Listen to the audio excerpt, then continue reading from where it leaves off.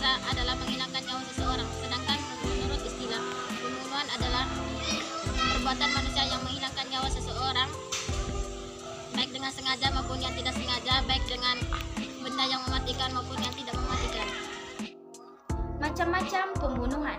Pembunuhan dapat dibedakan menjadi 3 macam, yaitu pembunuhan sengaja, pembunuhan seperti sengaja, dan pembunuhan tersalah.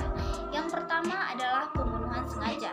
Pembunuhan sengaja adalah pembunuhan terencana dengan menggunakan alat atau cara-cara yang biasanya mematikan seseorang. Dalam konteks pembunuhan sengaja, pelaku pembunuhan harus sudah balik dan korban terbunuh adalah orang baik-baik yang terjaga darahnya. Contohnya seseorang yang ingin membunuh temannya karena dendam, dan pada suatu hari niat tersebut benar-benar dilaksanakannya dengan cara meracuni temannya hingga meninggal. Yang kedua adalah pembunuhan seperti sengaja. Pembunuhan seperti sengaja adalah suatu perbuatan yang dilakukan oleh seseorang tanpa didasari niat membunuh dengan alat yang tidak mematikan, akan tetapi dapat mengakibatkan kematian orang lain. Contohnya, seseorang yang dengan sengaja memukulkan sapu kepada temannya, akan tetapi dari perbuatannya itu temannya pun meninggal. Dan yang ketiga adalah pembunuhan tersalah. Pembunuhan tersalah adalah perbuatan yang terjadi karena salah satu dari 3 kemungkinan, yaitu salah dalam perbuatan, salah dalam maksud, dan kelalaian. Contohnya, seseorang yang membidikkan senapannya kepada binatang, akan tetapi targetnya melesat hingga mengenai seseorang hingga meninggal. Nah, contoh ini masuk ke dalam salah dalam perbuatan. Hukum bagi pelaku pembunuhan sengaja atau al-qatlu al-amdi.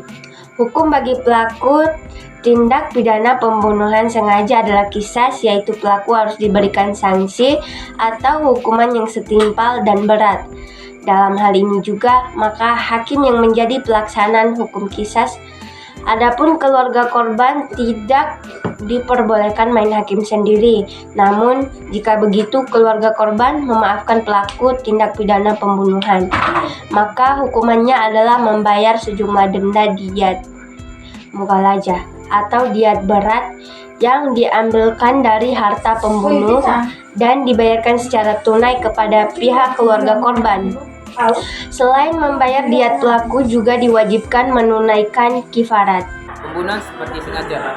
Pelaku pembunuhan seperti sengaja tidak mendapatkan hukuman qisas, namun dihukum dengan membayar sejumlah denda, yaitu diyat mughaladzah, dan dapat dibayarkan secara bertahap selama 3 tahun kepada keluarga korban yang setiap tahunnya sepertiga. Selain itu, pembunuh juga harus menunaikan kafarah. Nah, selanjutnya pembunuh karena kesalahan. Hukuman bagi pembunuhan karena kesalahan adalah membayar sejumlah denda, yaitu diyat mukafafah yang diambil dari harta keluarga pembunuh dan dapat dibayar secara bertahap selama 3 tahun kepada keluarga korban. Tiap tahunnya sepertiga. Selain itu, pelaku tindak pidana membunuh juga harus melaksanakan kafarah. Dasar hukum larangan pembunuhan dalam Quran Surah An-Nisa ayat 93, yaitu Bismillahirrahmanirrahim. Wa may yaqtul mu'mina muta'ammidan fajaza'uhu jahannamu khalidan fiha wa ghadiballahu 'alaihi wa la'anahu wa a'adda lahu 'adzaban 'azim. Yang artinya, dan barang siapa membunuh seorang muslim dengan sengaja, maka balasannya adalah neraka jahanam. Dia kekal di dalamnya, Allah murka kepadanya dan melaknatnya serta memberikan azab yang besar baginya. Dasar hukum larangan pembunuhan dalam Quran Surah Al-Isra ayat 33, yaitu, dan janganlah kamu membunuh orang yang diharamkan Allah atau membunuhnya kecuali dengan suatu alasan yang benar. Dan barang siapa yang dibunuh secara zalim, maka sungguh kami telah memberi kekuasaan kepada walinya, tetapi janganlah walinya itu melampaui batas pembunuhannya. Sesungguhnya dia adalah orang mendapat Saya akan menjelaskan tentang salah satu contoh pembunuhan yang sengaja yang pada saat itu terjadi pada tahun 2019 di Indonesia, ialah kasus pembunuhan aktivis lingkungan Happy Nuslaga pada 4 Juli 2019. Happy Nuslaga tewas ditikam oleh seseorang yang diduga menjadi tersangka dalam kasus tersebut. Motif pembunuhan ini diduga terkait dengan aktivis HAPI Nuslaga yang sering melaporkan tindak ilegal logging ke otoritas terkait.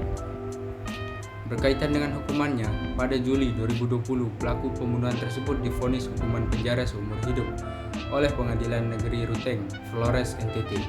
Putusan ini diambil setelah persidangan yang berlangsung selama kurang lebih dari setahun.